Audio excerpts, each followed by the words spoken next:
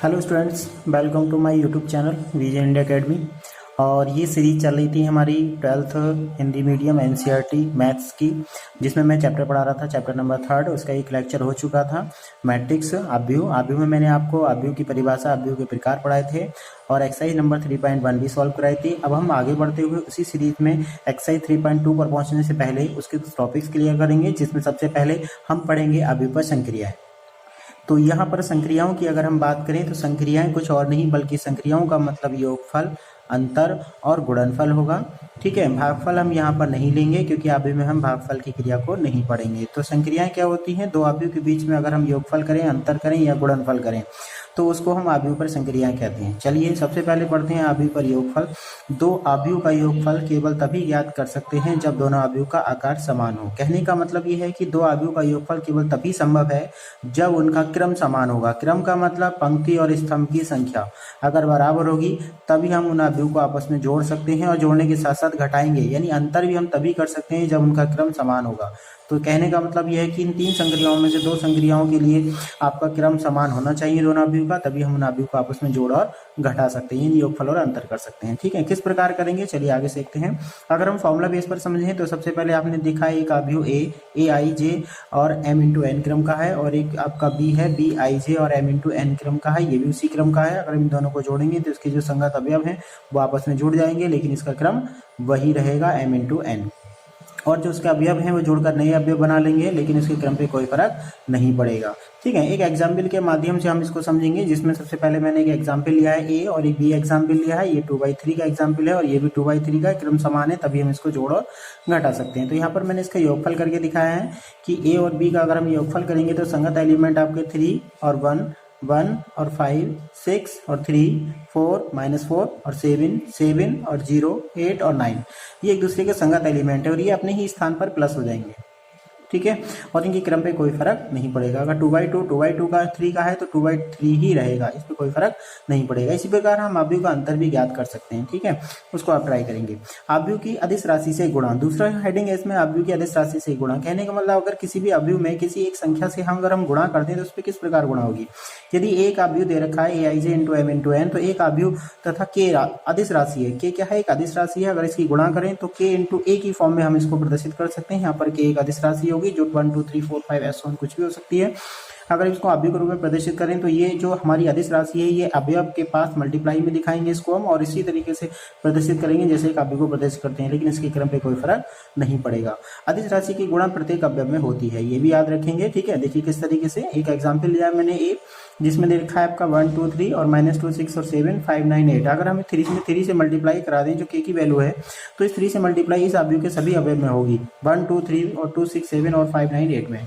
तो आप देखेंगे अगर 3 की गुणा में 1 2 3 में कराऊंगा तो 3 6 और 9 आएगा, 2 6 7 में कराऊंगा तो 6 18 21 आएगा, और 3 की गुणा अगर मैं 5 9 8 में कराऊंगा तो 15 27 24 आएगा। ठीक है, तो उसके बाद हम पढ़ते हैं आव्यूह का गुणनफल। ये सबसे इंपॉर्टेंट टॉपिक है, इसको आप ध्यान से देखेंगे।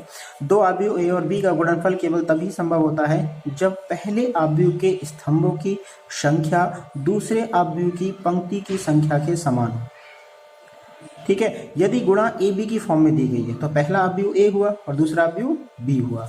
इसके कहने का मतलब ये है कि अगर हम एक आव्यूह ए मान लें और इसका क्रम कितना हो, इसका क्रम आपका 2 इंटू 3 हो, और इसकी गुणा हम बी से कराएं और इसका क्रम अगर हम मल्टीप्लाई संभव बनाएं तो पहले इसके पंक्ति की संख्या 3 होनी चाहिए, उसके बाद स्तंभ की संख्या कुछ भी हो सकती है, लेकिन पहले वाले आव्यूह के स्तंभ दूसरे वाले आव्यूह की पंक्ति की संख्या कितनी होनी चाहिए? समान होनी चाहिए। अगर ये समान होगा तभी हम दो आव्यूह का गुणनफल कर सकते हैं। ठीक है, और जो भी आंसर मल्टीप्लाई होके आएगा, जो आव्यूह बनेगा वो उसका रिमेनिंग पार्ट 2 और 3, यहाँ पर जो भी वैल्यू हम लेंगे वो उसका क्रम निकल के आएगा। ठीक है, तो चलिए एक एग्जाम्पल के माध्यम से हम इसको भी सॉल्व करते हैं। तो यहाँ पर देखो मैंने एक एग्जाम्पल लिया है ए बराबर, जिसका क्रम है 2 इंटू 2, और एक बी एक आव्यूह लिया है जिसका क्रम है 2 इंटू 3। ये एक फॉर्मूला बेस पर मैंने मल्टीप्लाई समझाई है। अगर आप इसको समझ लेंगे तो फिर इसको न्यूमेरिकल पोर्शन करने में आपको कोई दिक्कत नहीं होगी। तो पहला कॉलम आप देखेंगे सेकंड आव्यूह का। अगर हम ए से बी की मल्टीप्लाई कराते हैं तो पहले आव्यूह के पंक्ति पर, पहली पंक्ति पर दूसरे आव्यूह की पहले स्तंभ की गुणा हम इस तरीके से कराते हैं जैसे कि B11 है, इसको हम पहले लिखेंगे, और B21 है, इसको हम बाद में लिखेंगे, और इसके संगत एलिमेंटों की पंक्ति से गुणा करा देंगे, फर्स्ट की फर्स्ट में और सेकंड की सेकंड में, और बीच में क्या आएगा? प्लस। इसी तरीके से सेकंड वाले रो पे आएंगे पंक्ति में और उसमें भी इसके संगत एलिमेंट से गुणा करा देंगे, और ये हमारा एक कॉलम पूरा हो जाएगा। इसी तरीके से हम दूसरे कॉलम की गुणा पहले पहली पंक्ति में कराएंगे और फिर दूसरे कॉलम की गुणा जो है हम दूसरी पंक्ति में, यानी दूसरे स्तंभ की गुणा दूसरी पंक्ति में कराएंगे तो हमारा दूसरा स्तंभ बनेगा। इसी तरीके से हम तीसरे स्तंभ को लेंगे और इसे पहली पंक्ति दूसरी पंक्ति में गुणा कराकर तीसरा स्तंभ बनाएंगे। तो आप देख रहे हैं कि यहाँ पर पहले वाले आव्यूह का जो क्रम है वो 2 into 2 है, दूसरे वाले आव्यूह का क्रम 2 into 3 है, लेकिन आंसर जो निकल के आएगा, जो समान वैल्यू आपकी स्तंभ और पंक्ति की संख्या अगर हम उसको आपस में कैंसिल कर दें तो रिमेनिंग बचता है 2 into 3 और वही इसका नया ऑर्डर बन जाता है। ठीक है, एक एग्जाम्पल मैंने यहाँ पर दे रखा है 1 2 3 0 0 2 1 2 3 -1। यहाँ पर ये 2/2 का और ये 2/3 का, ये बिल्कुल सेम ऐसे ही दिया है। अगर हम पहले स्तंभ की बात करें तो 0 और 2 है। अगर हम 0 2 की मल्टीप्लाई पहली पंक्ति में कराते हैं तो 0 की मल्टीप्लाई 1 में होगी और 2 की मल्टीप्लाई 2 में होगी, तो 0 into 1 2 into 2, तो ये आंसर रहेगा हमारा 0 + 4 यानी 4। इसी तरीके से अगर हम इसी की सेकंड वाली पंक्ति में गुणा करेंगे तो 0 into 2, तो 0 into 3 और 2 into 0, तो 0 into 3 और 0 into 2 में मल्टीप्लाई करा के 0 + 0 और ये आपका 0 आएगा। इसी तरीके से अगर हम दूसरे स्तंभ की बात करें 2 into 3, तो पहली पंक्ति में गुणा कराएंगे फिर दूसरी पंक्ति में गुणा कराएंगे, इस तरीके से हमें दूसरा स्तंभ मिलेगा। फिर 1 और -1 की गुणा हम पहली पंक्ति दूसरी पंक्ति में कराएंगे तो हमें क्या मिलेगा, तीसरा स्तंभ मिलेगा।